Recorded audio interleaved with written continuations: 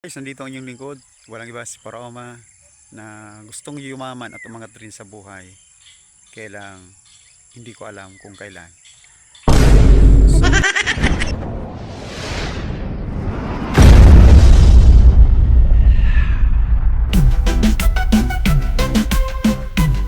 ngayong umaga guys, nakikita nyo po dito sa likuran natin. Ito yung lemongrass na itinanim natin.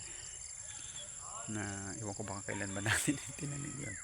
Basta itinanim na po natin po ito at nakikita nyo po na medyo malinis na kahapon nalinisan na po natin yan kasi nung isang araw ito naman sa kabila ayan, grass cutter na rin po natin yan. So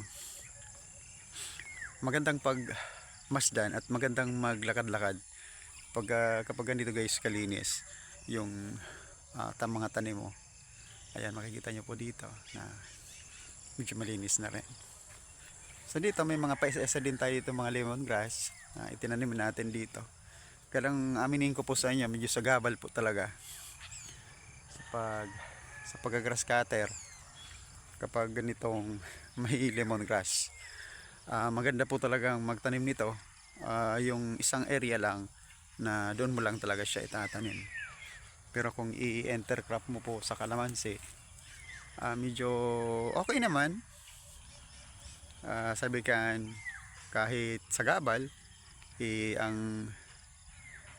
kung ang iisipin mo yung kita ay huwag mo isipin yung sagabal yung kayan. Pero nakukuha naman natin at nagagawa naman natin ang paraan kung paano natin malinisan yung kalamansi kahit medyo mahirap. Kasi kung minsan guys hindi natin na-estimate nabiblade or nagagrass cut natin yung mga lemongrass.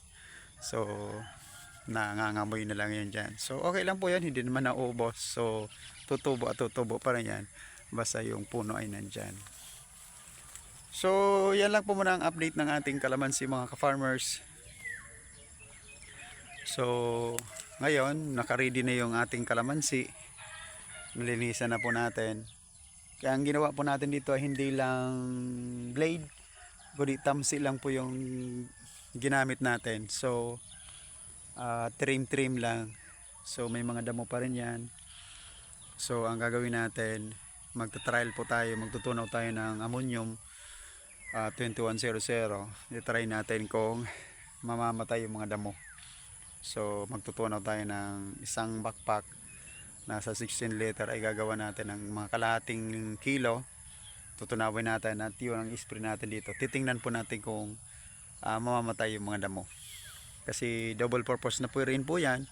Siya po ang gagawin nating parang herbicide and then abono na rin po yon. So yan lang po mga ka-farmers ang ating bago na naman na gagawin, bagong kaalaman na naman sa ating kalamansian. So happy farming, magandang araw. I'm your Paroma.